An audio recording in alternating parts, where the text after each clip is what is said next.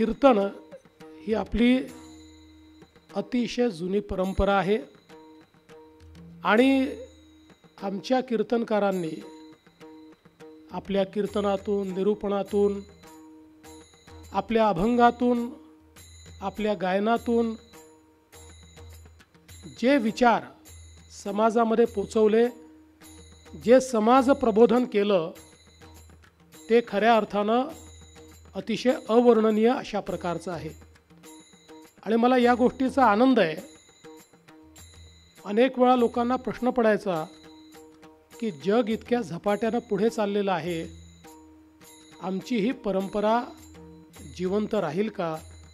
पण ज्यावेळेस मी अतिशय तरुण अशा प्रकारचे कीर्तनकार पाहतो त्यावेळी मला निश्चितपणे ही खात्री वाटते की ही परंपरा आमच्या सनातन परंपरेसारखी सनातन परंपरा आहे, जी कधीच संपू शकत नाही, जिचा कधीच नाश होऊ शकत नाही, अशा प्रकारची परंपरा आहे।